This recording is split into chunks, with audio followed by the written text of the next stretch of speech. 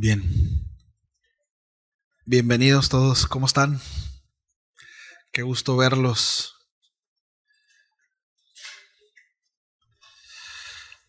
Qué buenos días, ¿verdad?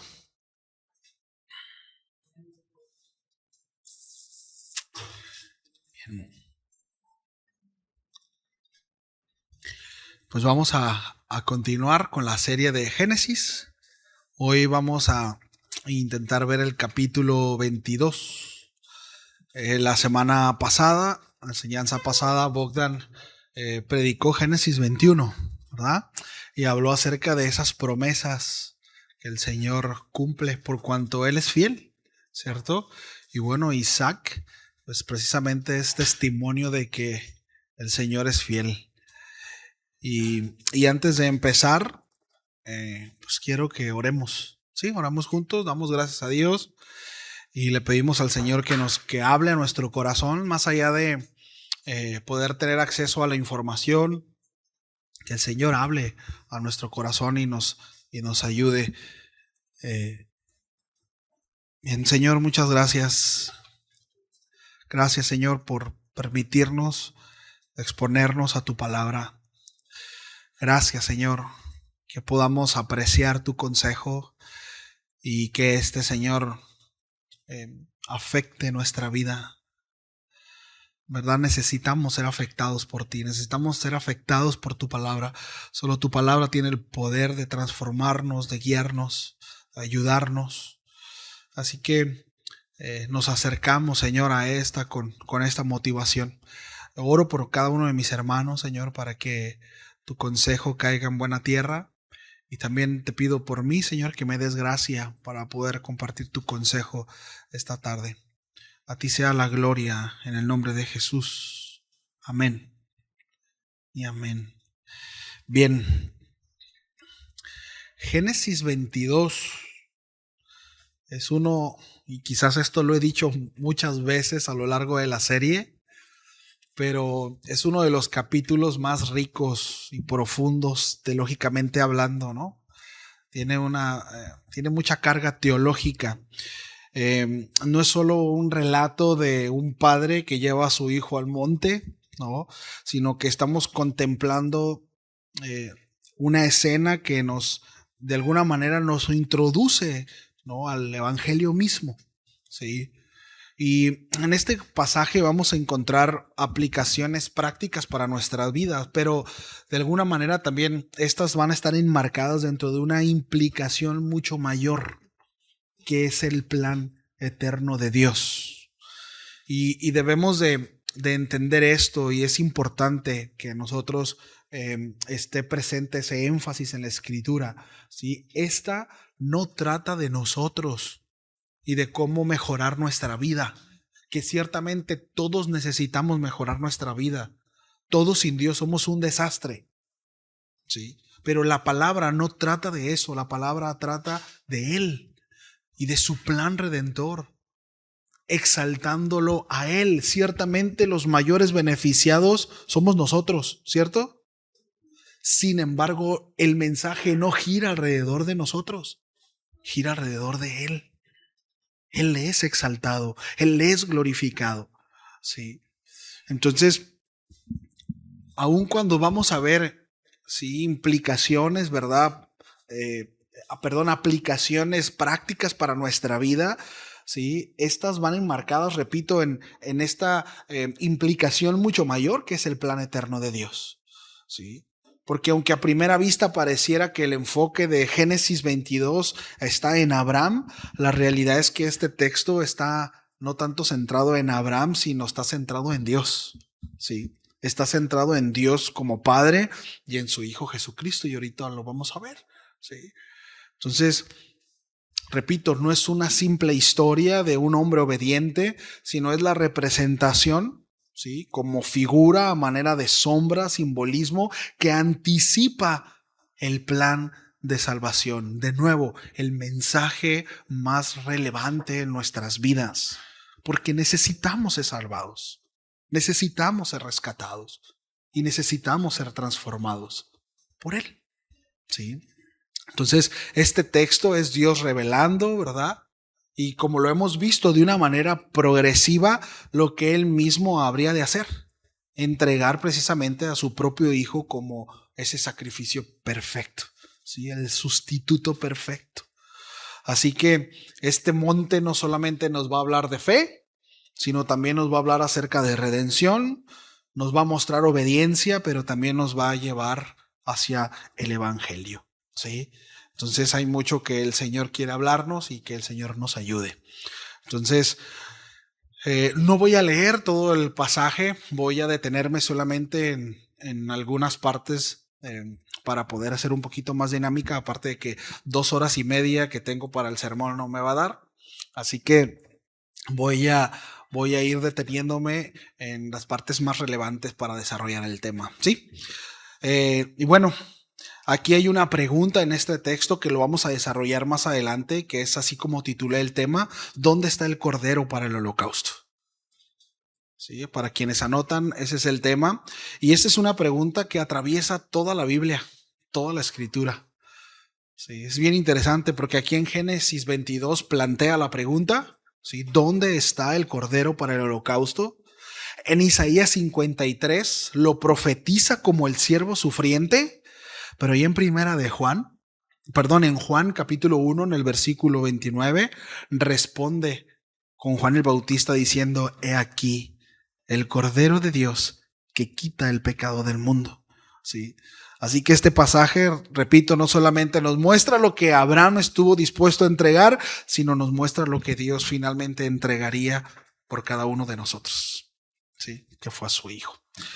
Entonces, sin más, el texto comienza diciendo: después de estas cosas, probó Dios a Abraham. Y hoy hablábamos precisamente en la escuela bíblica, ¿no? De la diferencia de la disciplina y la prueba. Aquí Dios no está disciplinando a Abraham, sino lo está probando, ¿sí? Entonces, ya ve, por eso es bueno que venga a la escuela bíblica, porque va a ser mucho más claro entender la naturaleza del trato de Dios para con Abraham, ¿sí? Aquí Dios no está disciplinando a Abraham, lo está probando, ¿sí? Es una diferencia. Entonces, esta frase es importante: es después de estas cosas. ¿De cuáles cosas? ¿Sí? Después de años de espera, después de la promesa, después del nacimiento milagroso de Isaac, después de que Abraham vio cumplido aquello que tanto había esperado. Ahora Dios viene y prueba a Abraham. Sí. Se mencionaba, ¿no?, que el propósito de la prueba es fortalecer la fe. Sí. Entonces, aquí la palabra probó no significa que Dios haya tentado a Abraham. Sí, de nuevo. O sea, no lo está haciendo para hacerlo caer. Dice la escritura que Dios no tienta a nadie. Sí, Santiago dice claramente que Dios no puede ser tentado por el mal, ni tampoco él tienta a nadie. De hecho, Santiago desarrolla esta idea y dice que somos tentados por la concupiscencia del corazón. Sí, al final la circunstancia se presenta, pero la tentación es por lo que hay en el corazón, en cada uno de nosotros. ¿Sí? No es algo que se origine en el Señor. ¿Sí?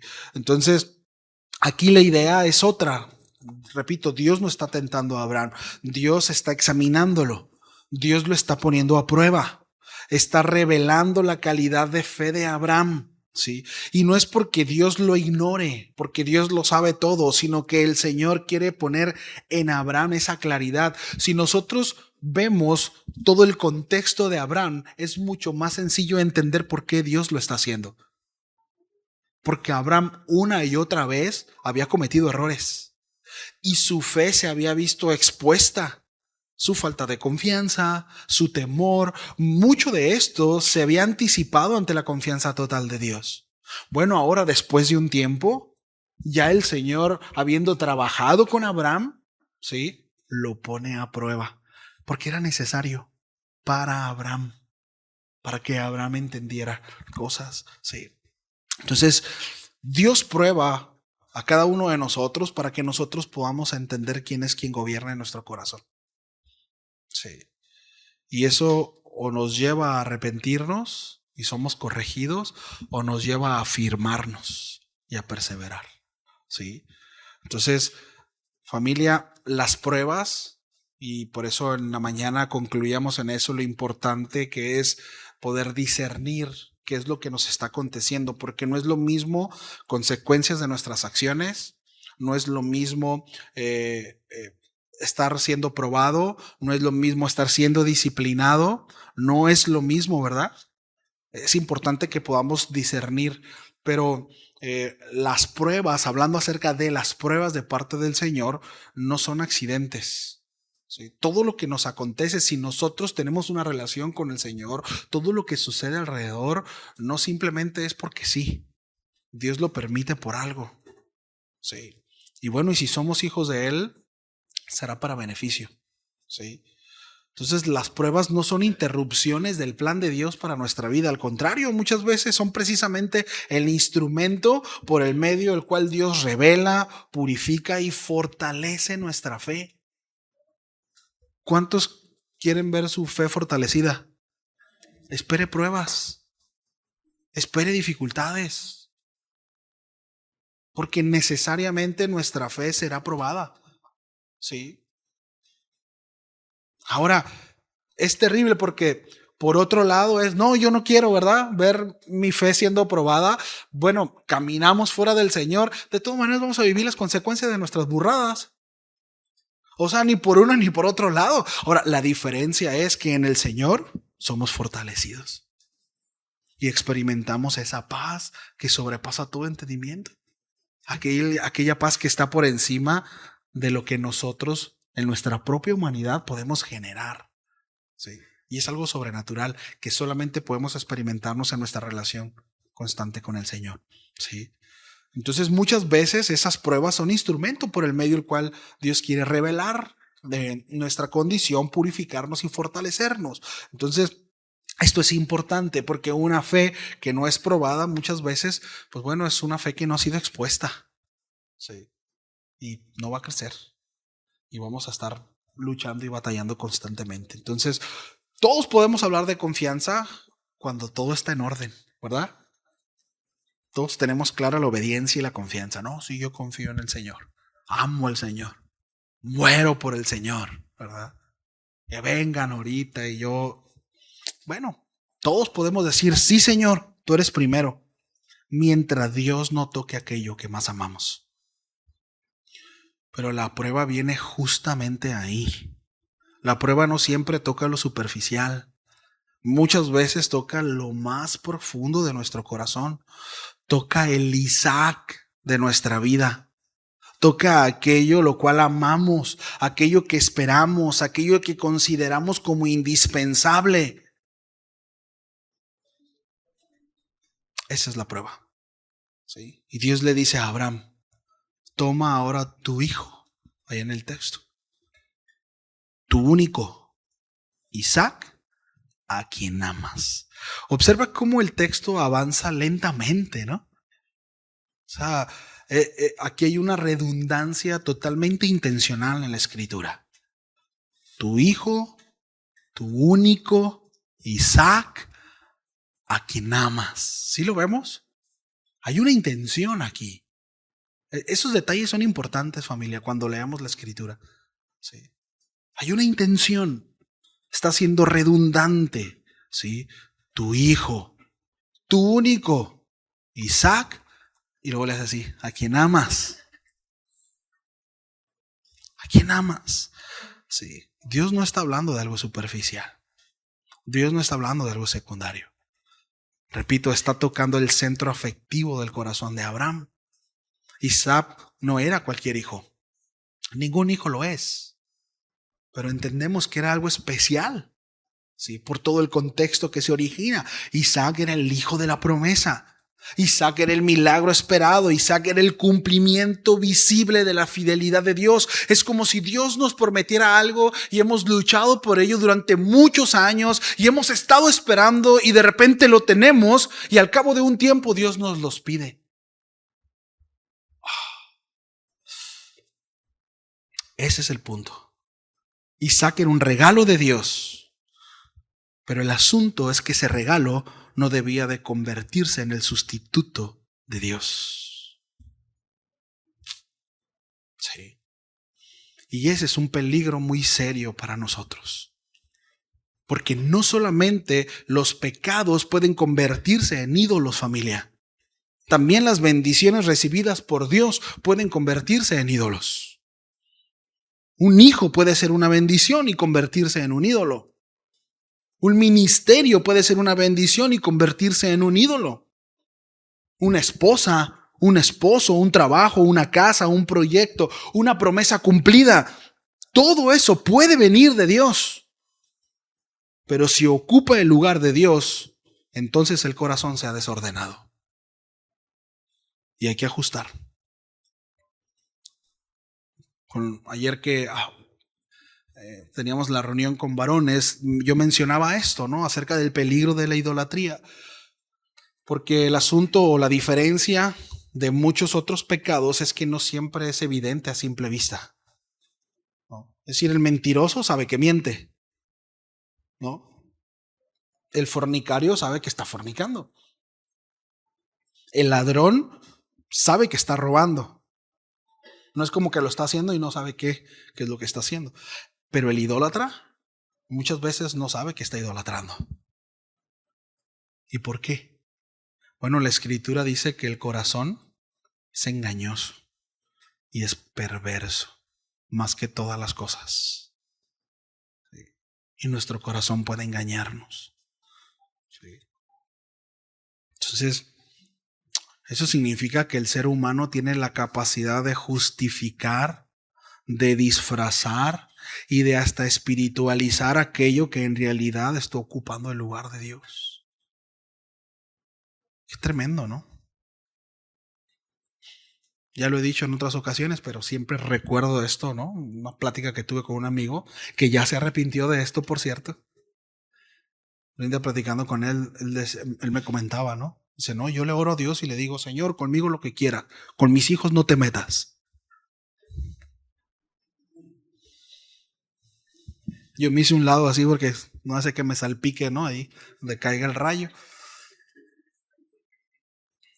Pero muchas veces nosotros con Dios, sí, sí, Señor, pero esto, con mis hijos no, Señor. Yo tengo mi manera. En mi matrimonio no, Señor. Yo sé que tú dices que tiene que ser así, pero no funciona con el que tengo a un lado. Iba a decir Paz Guato, pero luego se agüita la palomilla. No funciona con la mujer que tengo, Señor. Porque ni todo el amor ni todo el dinero.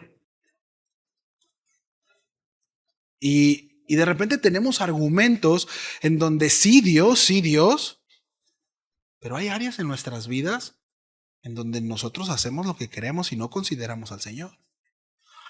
¿Y eso qué daño hace? No sé usted, pero a mí me ha hecho mucho daño. Sí.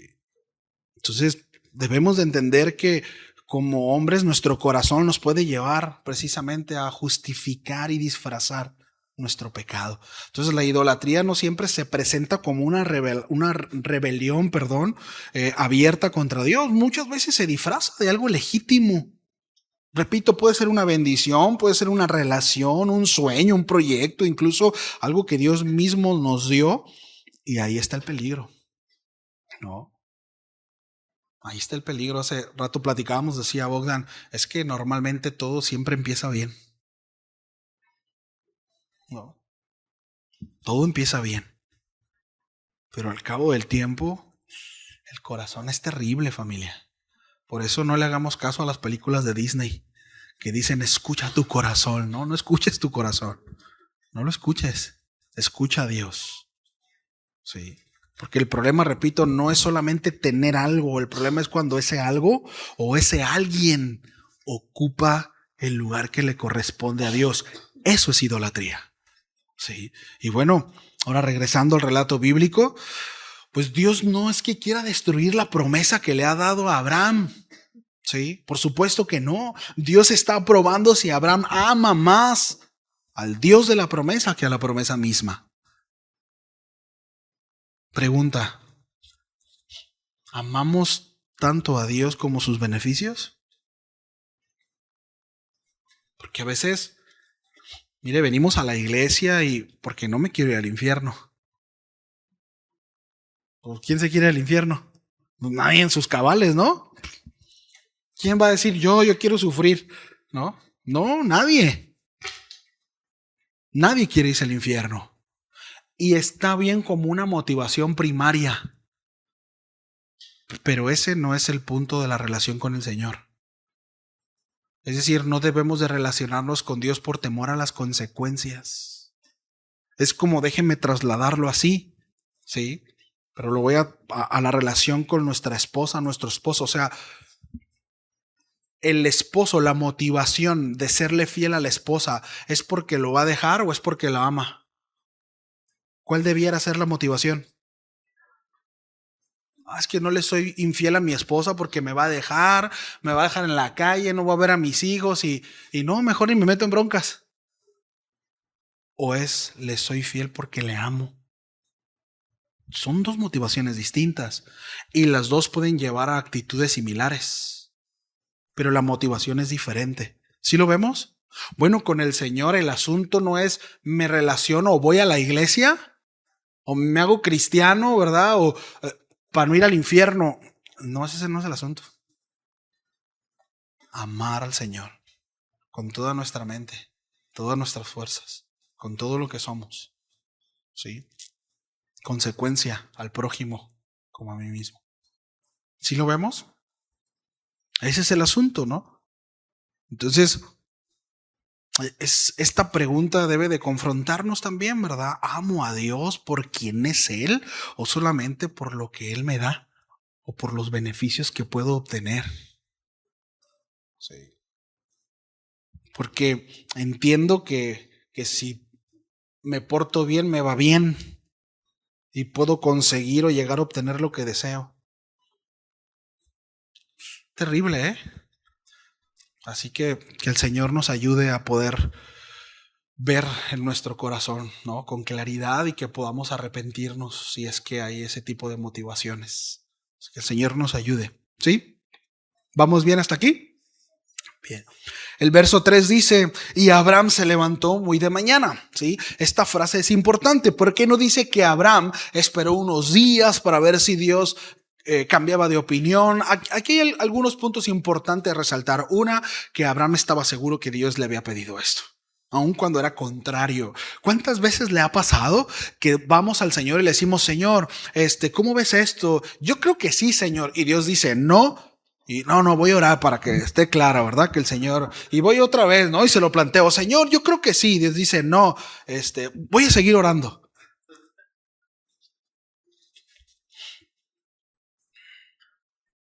No creo que sea de Dios. Yo creo que es el diablo que quiere matar al hijo de la promesa.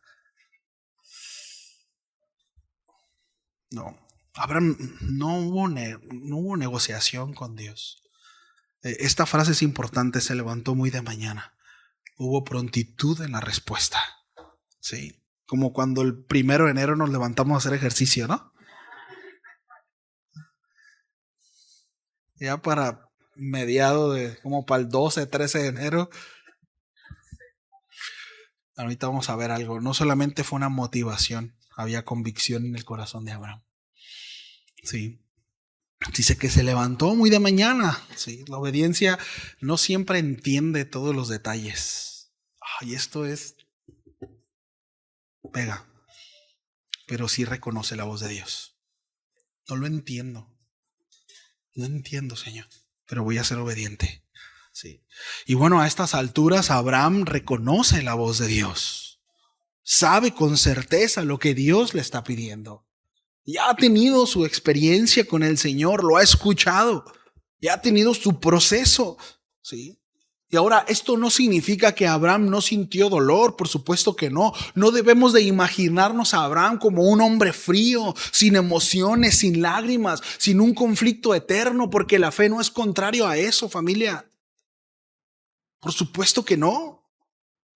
Ahora, y quiero aprovechar porque muchas veces nosotros decimos, estoy orando por esto y siento paz, y como siento paz es de Dios. No necesariamente, ¿eh? No necesariamente. ¿Cuánta paz usted cree que sentía Abraham? ¿Usted cree que no había inquietud en el corazón? Había un diluvio de emociones dentro de él. Sí. Pero había certeza. Eso es algo distinto. O sea, y ciertamente muchas veces Dios puede confirmar a través de paz. También muchas veces Dios puede confirmar a través de circunstancias. Sí, pero no siempre. Digo, lo peligroso de eso es cuando agarramos como una regla, ¿no? Y hacemos un dogma. No, no es que si Dios te da paz es de Dios. No necesariamente. No necesariamente. Hay cosas que son de Dios y que no dan paz. Y que duelen. Y sacan lágrimas. Pero son de Dios. Sí. Entonces, repito, no imaginemos a Abraham como un hombre de fe, ¿no? Totalmente insensible. Oh, sí, vamos, Isaac, te voy a matar. No, no. Hay un proceso emocional en él, por supuesto que lo hay. Si nosotros somos fieles al contexto, es un hombre muy vulnerable. Había comprometido a su mujer un par de veces por salvar su pellejo. ¿Sí, ¿sí me explico? Sí, era un hombre de emociones, como usted y como yo, vulnerable a las circunstancias. Y que muchas veces ese tipo de situaciones lo llevó a que su visión no estuviera nublada. Pero aquí Abraham, y es un hombre maduro. Es un hombre que ha recibido la promesa. Sí. Que ha sido tratado por Dios. Por eso viene la prueba. Familia, Dios no prueba a alguien que no ha pasado procesos. La prueba viene después. Precisamente porque se está probando la fe. ¿Sí? Entonces, repito, había conflicto interno en Abraham. Era su hijo, su único hijo. Sí. El hijo que amaba. El hijo que había esperado por décadas. Pero bueno, aquí vemos algo importante, ¿no? La obediencia de Abraham no dependía de lo que su corazón sentía. Muchas veces, de nuevo, la obediencia a lo que Dios nos va a pedir será totalmente antagónico a lo que sentimos. Sí. Su obediencia dependía de lo que Dios había hablado. Y a veces pensamos que obedecer es fácil, ¿no? Cuando uno tiene fe, ¿no? Muchas veces la fe, repito, no elimina el dolor, no, lo lleva consigo. Pero ciertamente la fe sostiene al creyente mientras obedece con dolor. De eso se trata. De eso se trata. Ahora dice la narrativa bíblica que Abraham camina con Isaac durante 3 días. Y aquí vamos a empezar a ver algunos símiles, ¿sí? O simbolismos, figuras, sombras. 3 días mirando al hijo. 3 días cargando el silencio, 3 días subiendo hacia el monte, 3 días con una orden de parte de Dios que parecía contradecir toda la promesa que él le había sostenido. Sí. Y repito, aquí parece esta tensión teológica. Dios había dicho, en Isaac te será llamada descendencia, pero ahora Dios dice, ofrécelo en holocausto. ¿Cómo puede Dios cumplir su promesa si Isaac muere? ¿Acaso Dios tiene un problema de bipolaridad? Sí. ¿Será acaso eso? No. En Hebreos 11, el texto nos ayuda a entender el pensamiento de Abraham. Dice la escritura, el autor de Hebreos, que Abraham creyó que Dios era poderoso para levantar aún entre los muertos a Isaac. Y esto es extraordinario, familia, porque Abraham no sabía cómo es que Dios iba a resolver la tensión, pero sabía que Dios no podía mentir. Y esto es importante para nosotros. Porque ciertamente a veces nosotros no entendemos cómo Dios lo va a hacer, pero tenemos claro que Dios es bueno y que Dios es fiel.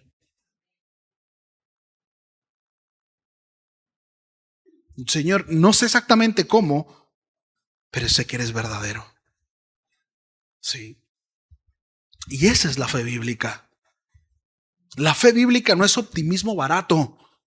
No es pensamiento positivo, no es repetir frases bonitas. La fe bíblica no tiene que ver con declarar con determinación lo que quiero que suceda. Eso no es fe. Fe es descansar en el carácter de Dios cuando las circunstancias parecen contradecir lo que Dios mismo prometió.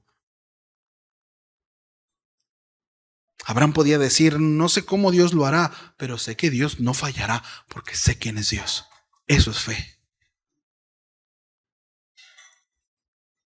Sí, eso es fe.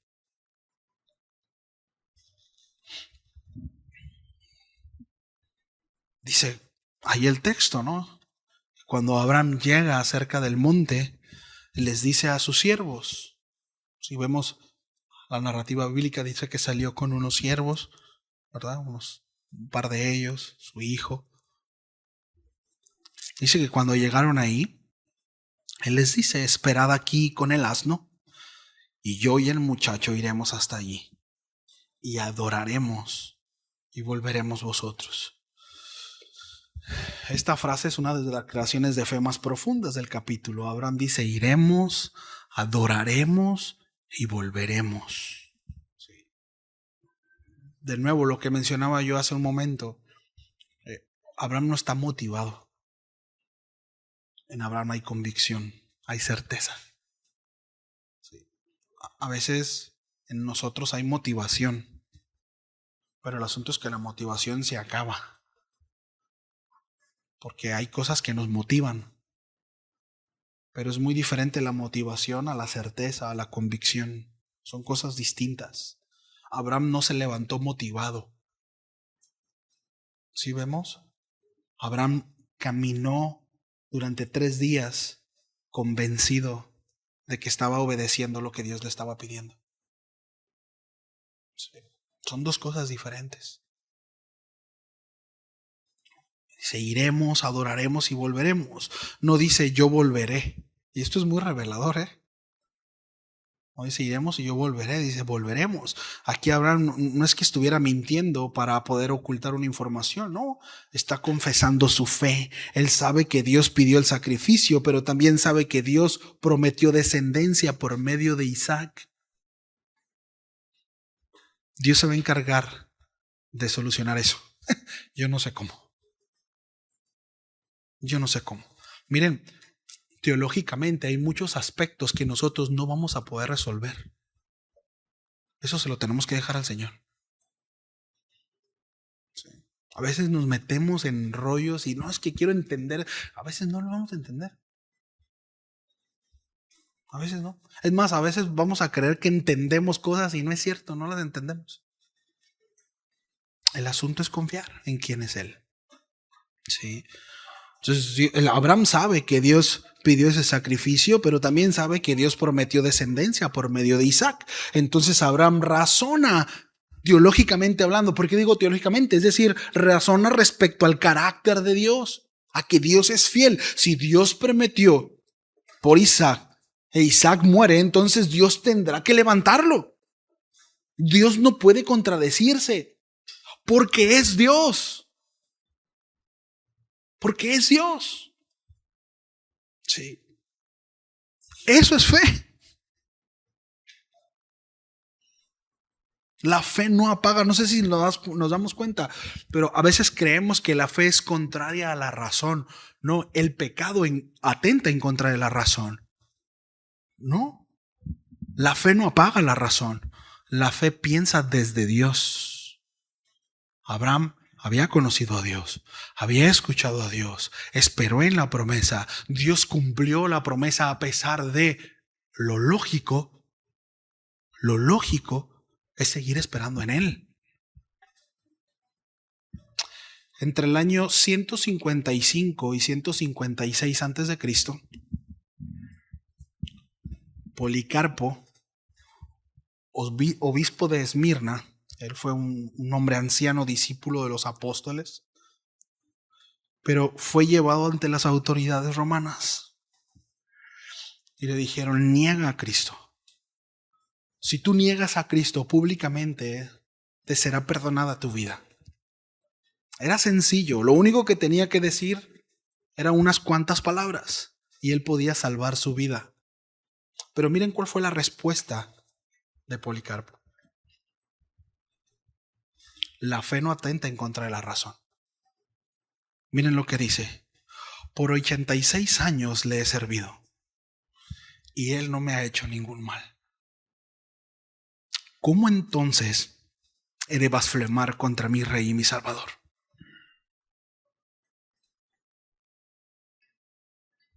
Es lógica. Es lógica. Sí. Policarpo no está reaccionando al momento. No está reaccionando a la emoción. No. Es razón. Durante mi relación con el Señor, no he visto más que bendición. He visto su fidelidad. He visto sus promesas cumplirse. He visto su rectitud. He visto su amor. ¿Cómo he de negarlo? Sería un necio. Sería un tonto. Es razón. Es razón. ¿Sí lo vemos? Es usar la inteligencia. Es usar la lógica.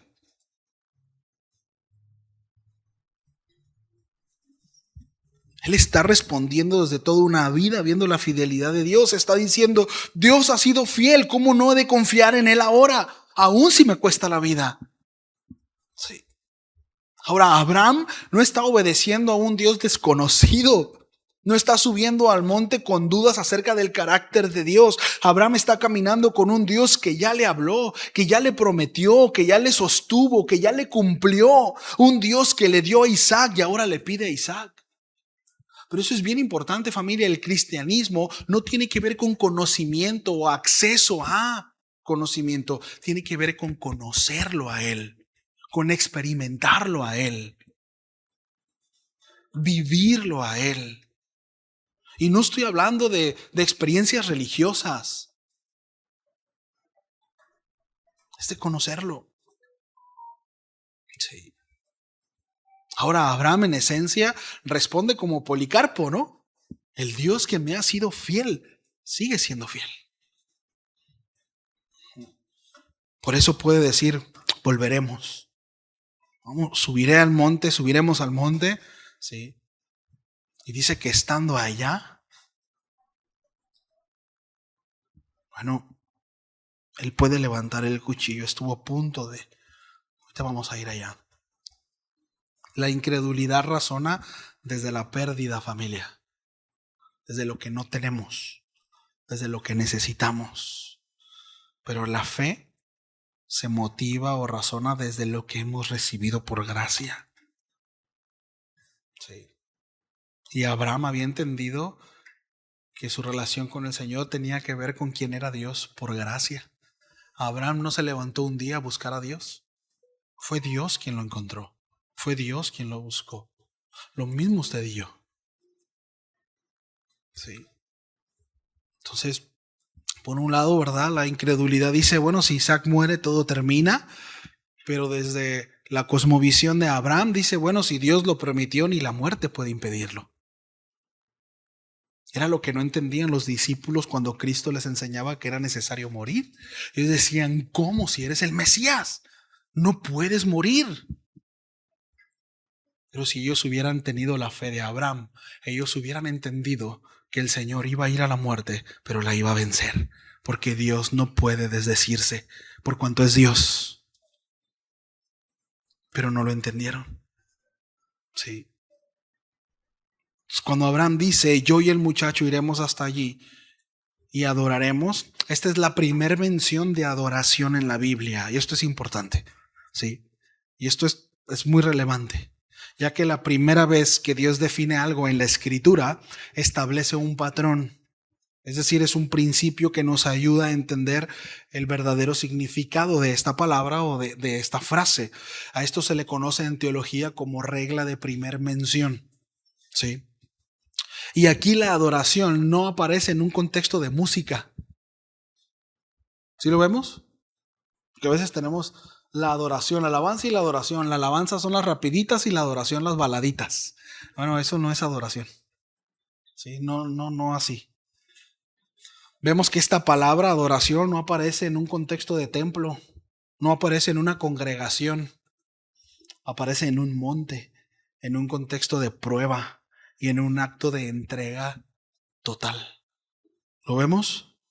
Y esto, familia, redefine completamente nuestra comprensión que muchas veces podemos llegar a tener de manera errada acerca de lo que es la adoración, porque repito, la adoración no es solamente cantar, la adoración no es solamente levantar las manos, la adoración no es solamente expresar emociones hacia Dios, que no digo que está mal, está bien y es bueno hacerlo, necesario hacerlo, Él es digno de ello, Él es digno de nuestra devoción, Él es digno de eso, pero no necesariamente eso es adoración.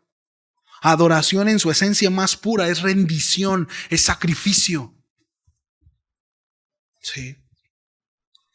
Es cuando Dios ocupa el lugar supremo por encima de todo y de todos. Es cuando estamos dispuestos a entregarle aún aquello que más amamos, como Isaac. Es cuando obedecemos aunque duela, aunque no entendamos, aunque cueste. Eso es adoración. La primera vez que aparece adoración en la Biblia no está ligada a la comodidad, está ligada a sacrificio. Hoy se hacen eventos de adoración y tiene que ver con todo menos con eso. Música, luces, humo, cantantes, música. Está bien, pero eso no es adoración como tal. Lo implica. Lo implica. Puede.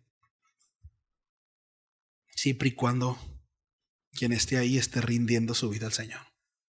Y bueno, y si esto como herramienta se utiliza para llevarnos a gloria de Dios.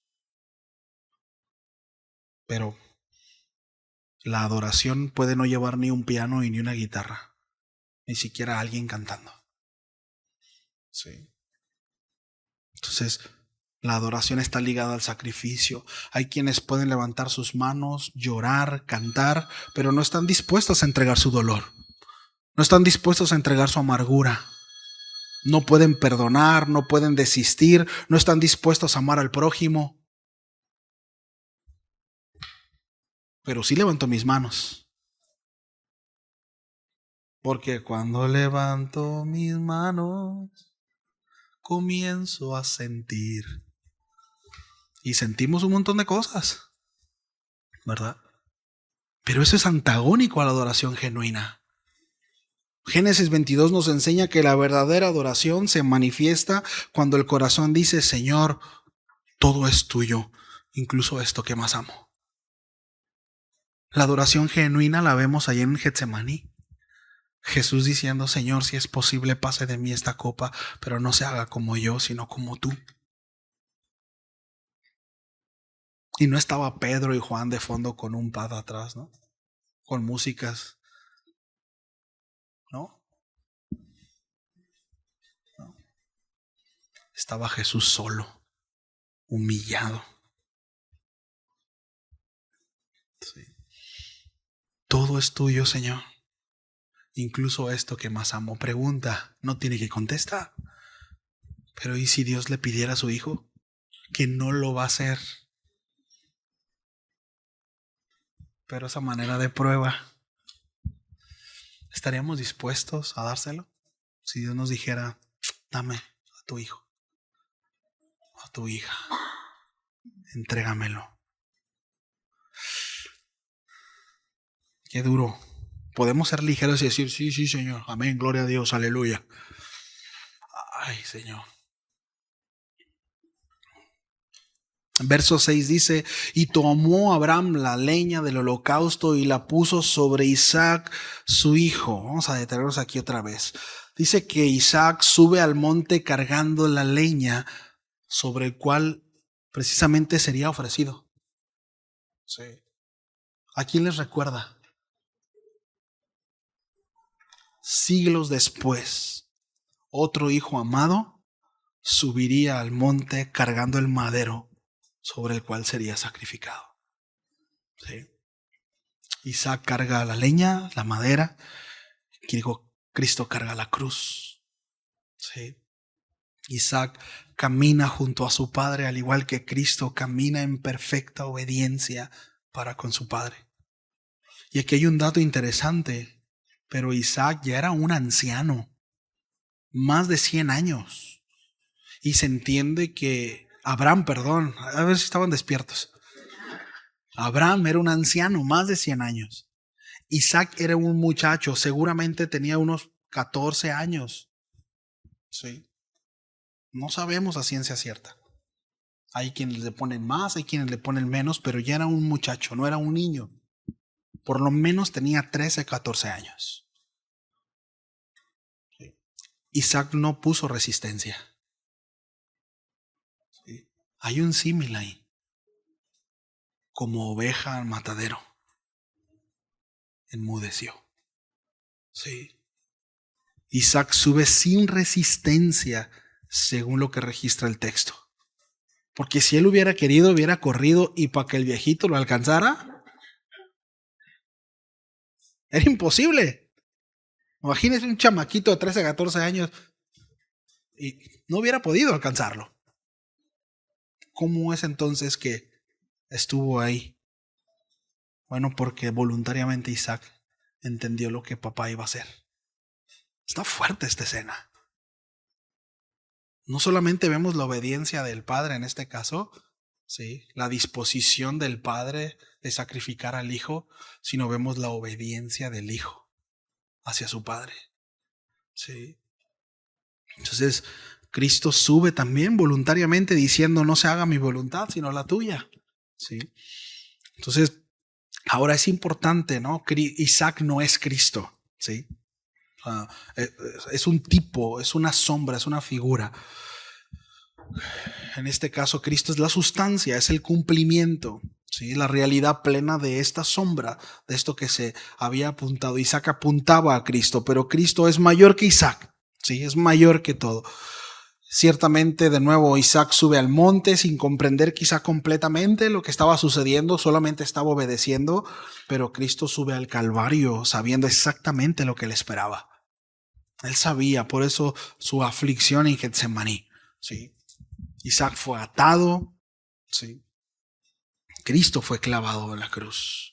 Ahora más adelante vamos a verlo ahí. Isaac fue librado, pero Cristo fue entregado totalmente. Isaac no murió, pero Cristo sí murió. Y aquí está la gloria del Evangelio, porque el cuchillo que se detuvo sobre Isaac no se detuvo sobre Cristo. Sí. La sentencia de Isaac, aquella que se detuvo sobre de él, sobre Cristo no. Y eso es glorioso. Sí. Ahora viene la pregunta de Isaac, ¿dónde está el cordero? Mientras suben, papá, aquí está el fuego, la leña, mas ¿dónde está el cordero para el holocausto? Bueno, y esta pregunta es la pregunta central del pasaje. Isaac ve los elementos del sacrificio, repito, está el fuego, está la leña, ¿sí?, está el altar, pero falta cordero. Y Abraham responde, Dios se proveerá. Bien se pudiera traducir también aquí, Dios proveerá para sí mismo. Eso es importante. Dios se proveerá, Dios proveerá para sí mismo de cordero para el holocausto, hijo mío. Y esta respuesta, pues, lógicamente trae una carga teológica muy importante, porque ahora nosotros lo vemos en Cristo Jesús. Abraham no dice simplemente Dios nos dará algo. La idea es Dios mismo se proveerá. Dios mismo se encargará. Amados, este es el corazón del Evangelio. La salvación no comienza con el hombre buscando algo que ofrecerle a Dios. La salvación comienza con Dios proveyendo lo que Él mismo demanda. ¿Sí lo vemos? El hombre pecador no tiene un sacrificio suficiente. No hay justicia suficiente en nosotros. No hay obediencia suficiente. ¿O en alguno aquí la hay? No. No hay pureza suficiente. ¿O alguno aquí la tiene? No. Entonces Dios provee. ¿Por qué podemos relacionarnos con Él? Dios se provee sacrificio. Dios se provee sustituto. Dios se provee para sí mismo cordero. Sí, cordero. Por eso el Evangelio no es haz lo mejor que puedas. para que Dios te acepte. El evangelio no se trata de ser una mejor persona. Hemos de reconocer que hay mejores personas en el mundo que dentro de la iglesia respecto a estándares éticos y morales. El evangelio no trata de eso. El evangelio es Dios ha provisto en Cristo Jesús lo que tú jamás puedes proveer. Sí. La religión dice, tú trae tu sacrificio, pero el evangelio dice, Dios ha provisto el sacrificio perfecto. Ese es el evangelio. El evangelio dice, Cristo subió al monte porque tú no eras digno. Ahora, volviendo al texto, dice que Abraham edificó el altar, compuso la leña, ató a Isaac y lo puso sobre el altar. La escena también es lenta y tiene su razón de ser. Nos hace mirar cada movimiento. Abraham edifica, ordena, ata, coloca, toma el cuchillo. Ahora, la fe de Abraham no se quedó en palabras. De nuevo retomo, Abraham no estaba motivado, estaba convencido. Llegó hasta el altar. Sí, llegó hasta el altar. Muchos de nosotros decimos confiar en el Señor, pero nos detenemos antes del altar. Estamos dispuestos a caminar, pero no a entregar. Quizás sí estamos dispuestos a cantar y a prometer y a decir, pero saliendo de aquí se nos olvida. Sí, Señor, te prometo, y llorar. Y quizás es genuino y sí nos sentimos mal y sí lloramos. Pero como para el lunes en la tarde más o menos, se nos olvidan ciertas promesas. Y el domingo, dijera el chavo, vuelve el perro arrepentido. Y a veces son tan similares nuestros domingos porque caemos en un patrón. Y la misma oración del domingo pasado, la misma rogativa, otra vez. Bueno, en Abraham no fue así. Él actuó, entendió, escuchó, obedeció. Y no solamente fue como que, a ver, Señor, ¿qué va a pasar? Él lo llevó hasta la última instancia. Ya había levantado el cuchillo. Abraham no solo dijo que confiaba, y esto es muy confrontador por lo menos para mí lo es. No. Abraham sube al monte, repito, no solamente habla de fe, actuó en fe. Ahora Santiago usa este episodio para enseñar que la fe verdadera se demuestra por obras, no porque las obras nos salven, familia, sino porque la fe que salva nunca permanece sola. Hay evidencia de Santiago capítulo 2 versículo 20 dice lo siguiente: mas ¿quieres saber, hombre vano, que la fe sin obras es muerta? ¿No fue justificado por las obras Abraham nuestro padre cuando ofreció a Isaac su hijo sobre el altar? ¿No ves que la fe actuó juntamente con sus obras y que la fe se perfeccionó por las obras? Y se cumplió la escritura que dice: Abraham creyó a Dios y le fue contado por justicia y fue llamado amigo de Dios. Por eso nosotros no podemos separar. Por eso fe no es creer algo. Recordemos, fe tiene que ver con fidelidad. Sí. Porque desde nuestra cosmovisión occidental, a veces podemos tener fe, pero la fe está totalmente desligada de la acción. No, es que yo creo en ti, ¿no? Y pues, sí, yo creo que gana. Yo creo que, pero, y no es así. La lealtad, la fidelidad va acompañada con una acción. ¿Sí lo vemos? Entonces, la fe produce obediencia. Entonces Abraham dice, levanta el cuchillo, pero justo en ese momento, la voz del cielo interrumpe la muerte de Isaac. Dice, Abraham, Abraham, y él responde, heme aquí. Dios detiene la muerte de Isaac. Dice que el ángel de Jehová le dice, no extiendas tu mano sobre el muchacho, ni le hagas nada. Dios detiene el sacrificio. Y aquí debemos de entender algo, familia. Dios nunca quiso convertir a Abraham en un asesino. No es por ahí. Dios nunca ha aprobado ni aprobará el sacrificio humano. Está en contra de eso. Dios estaba revelando algo en el corazón de Abraham. En el mundo antiguo, muchas religiones paganas, y tiene que ver con él, con Abraham, con su forma de pensar. Pero en ese contexto de Abraham, en muchas religiones paganas precisamente practicaban sacrificios humanos para aplacar a los dioses y ofrecían a sus hijos.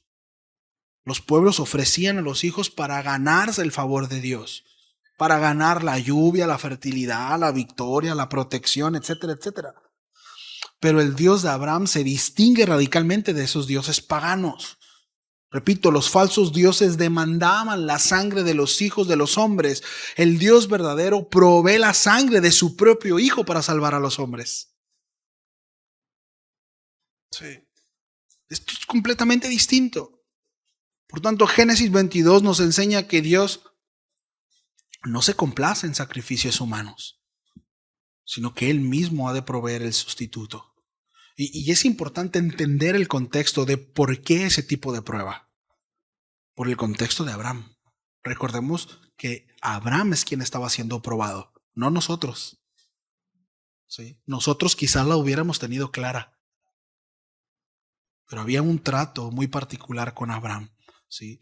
Entonces dice la escritura que Abraham alza sus ojos y ve un carnero trabado en un zarzal. ¿Sí? Y aquí encontramos, ¿no?, la doctrina de la sustitución. El sustituto. ¿Sí? Isaac debía estar sobre el altar, Isaac debía morir, pero Dios provee un sustituto, otro es quien muere en su lugar. Este es el evangelio. Sí. Hay personas que dicen, bueno, incluso dentro de la iglesia, y bueno, espero que esa pregunta esté resuelta, pero hay quienes pueden llegar a preguntarse, Señor, ¿por qué no, si eres Dios? No solamente nos perdonaste y ya. Eres Dios. Tú lo puedes hacer todo. ¿Por qué? ¿Por qué morir? ¿Por qué Cristo tuvo que morir en la cruz? Es decir, ¿por qué tiene que ser mi sustituto? ¿Por qué debía tomar mi lugar? Y de entrada eso tiene que ver con nuestra condición. Entender que somos naturalmente contrarios a Dios. Y que Dios, siendo Dios, no puede relacionarse con criaturas que son contrarias a su naturaleza. Totalmente pecadores. Y había una deuda. Es decir, la ira de Dios tenía que verse satisfecha por cuanto es justo. Sí. Alguien tenía que pagar el precio. Y tenía que ser alguien limpio, alguien puro, alguien que no debía. ¿Alguien aquí no debe? En cuanto a pecado,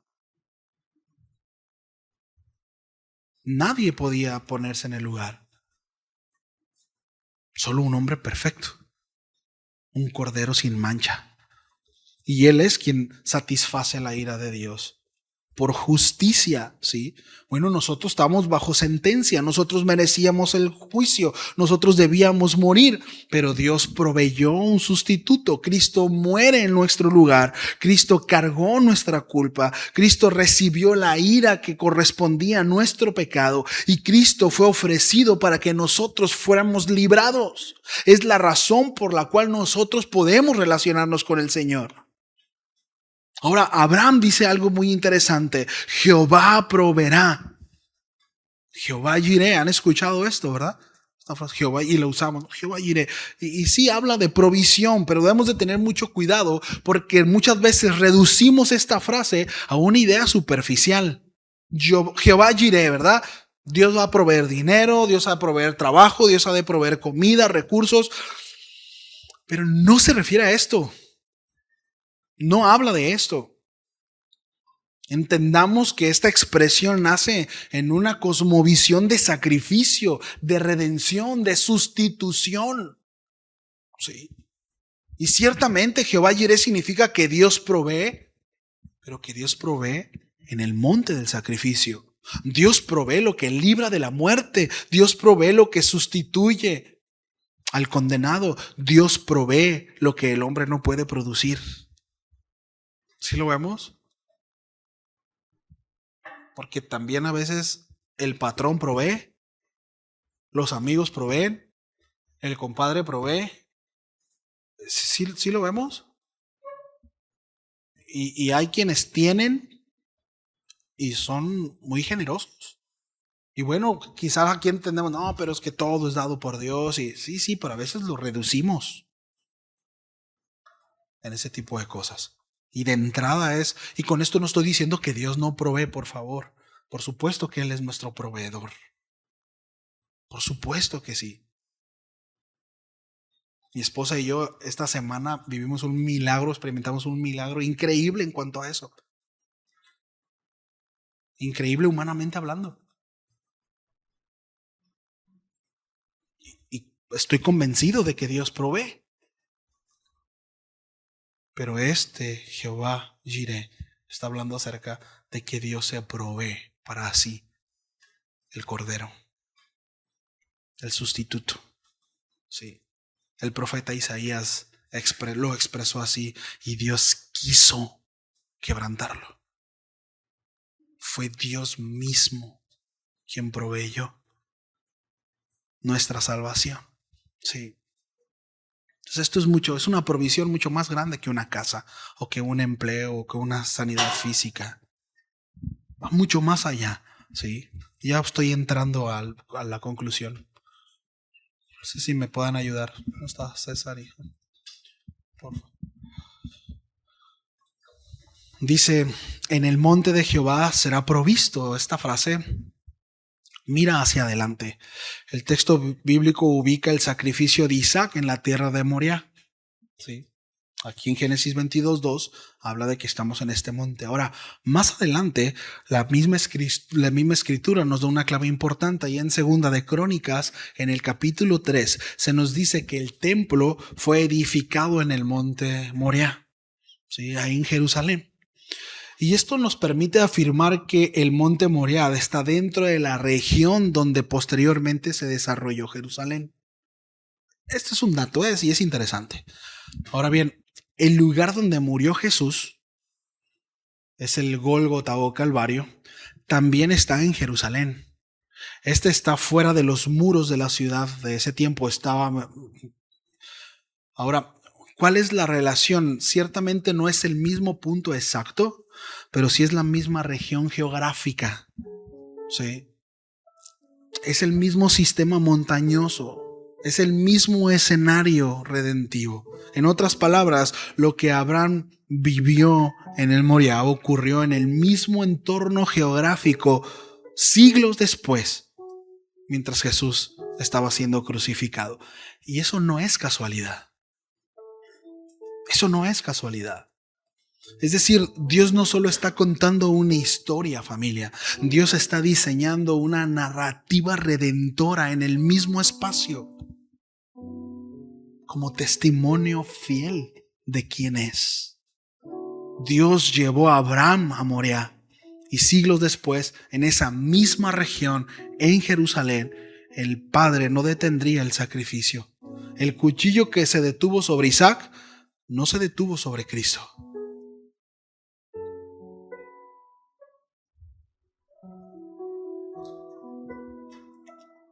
Ahora, después de la prueba, Dios vuelve a hablar a Abraham y confirma la promesa.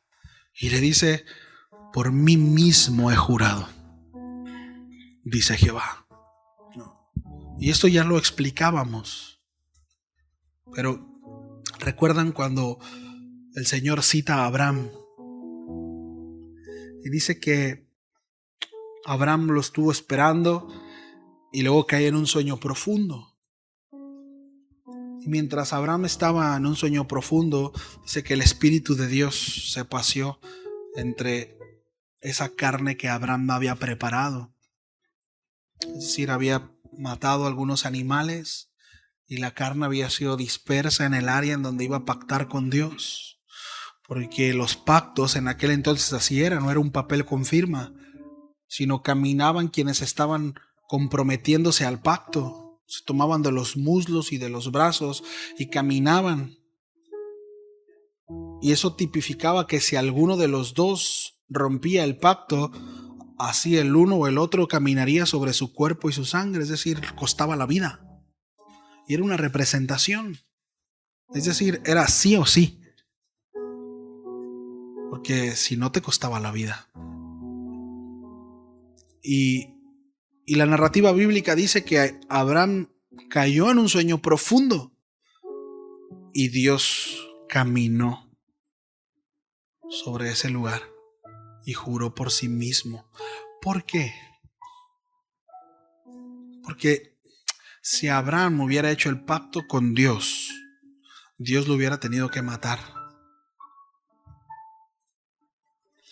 Familia, en la Biblia no hay un solo pacto de los hombres para con Dios.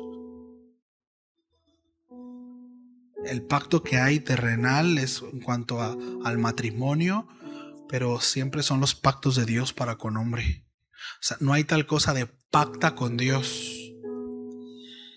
Nos costaría la vida, porque nosotros vamos a fallar y Dios lo sabe. Por eso no hay esa iniciativa de el hombre pactando para con Dios. Es Dios quien promete para sí mismo. Es Dios quien promete y cumple, pero el hombre siempre falla.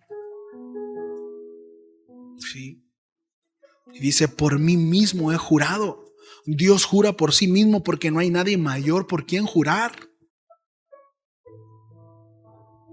Por mi madrecita, ¿verdad? Y pegamos un beso a la...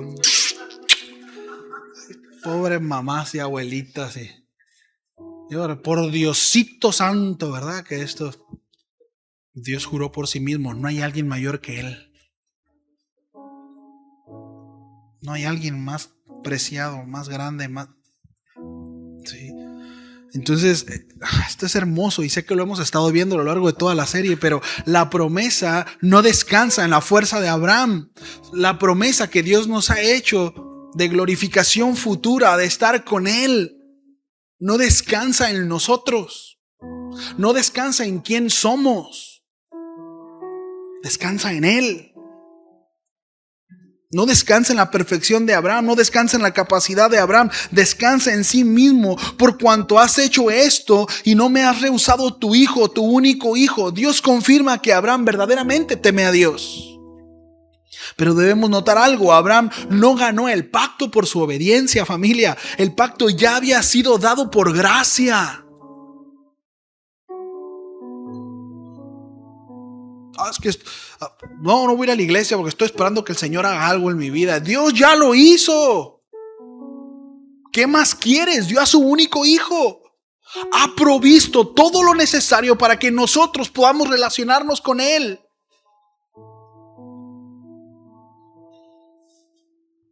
No, es que estoy esperando. Si Dios me da un mejor trabajo, si Dios... No es cierto. No es cierto. Dios ya dio lo que más amaba. Su hijo. Su único hijo. Fue avergonzado. Fue escupido. Fue golpeado.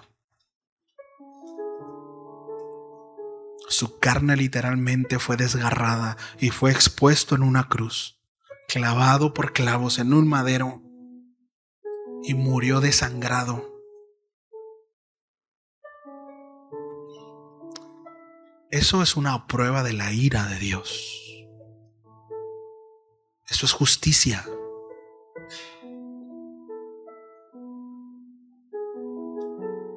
Dios quiere librarnos de eso. Pero Él no tomará por inocente al culpable.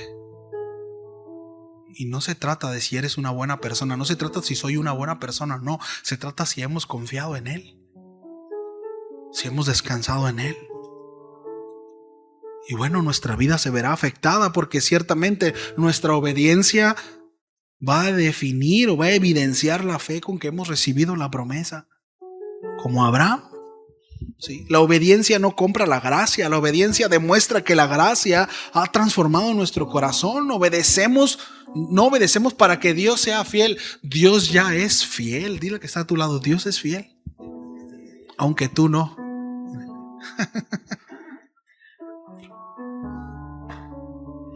Dios es fiel.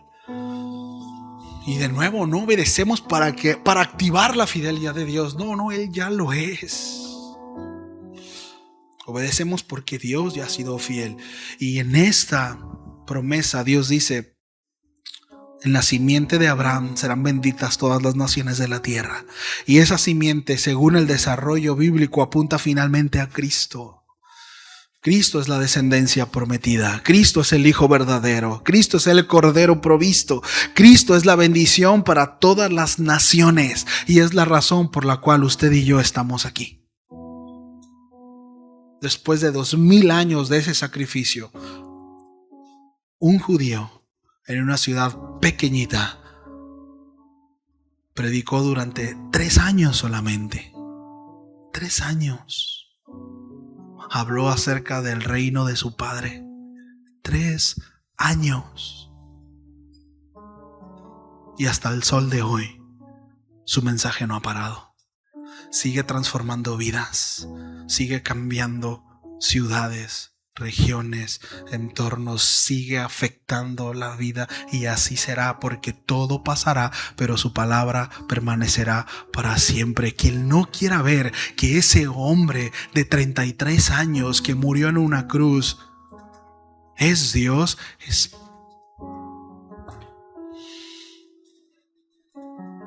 por la necedad y la condición de pecado. Pero si en nosotros se nos ha revelado, si lo hemos visto, si hemos podido apreciar la obra de Dios en la persona de Cristo, bueno, bien haríamos en responder. No para activar al Señor, el Señor ya está activo, Él ya hizo. Sino como dice el apóstol Juan, su amor nos constriñe. Sí, nos lleva, nos impulsa, sí, nos dirige. Oramos a Dios. Señor, gracias, porque hoy puede ser respondida esa pregunta: ¿dónde está el holocausto? ¿Dónde está el cordero para el holocausto? Hoy podemos responder esa pregunta y nos has permitido verla, Señor, en tu Hijo. Gracias, gracias, Señor. Gracias, porque en ese monte hemos podido aprender, Señor, muchas verdades. Primeramente, que tú pruebas la fe de tus hijos, no para destruirnos, Señor, sino para poder revelar lo que hay en nuestro corazón, para que nosotros veamos, Señor, si realmente tú eres quien está priorizando los afectos o hay cosas que debemos de cambiar, Señor. Y segundo, Señor, que la fe verdadera ciertamente obedece aún cuando no entiende todos los detalles. Es muy de nuestra naturaleza, de nuestra carne, querer cuestionar, Señor, y entenderlo todo para entonces caminar en obediencia, pero tú demandas, Señor, otra cosa. Tú demandas una confianza total en quién eres tú.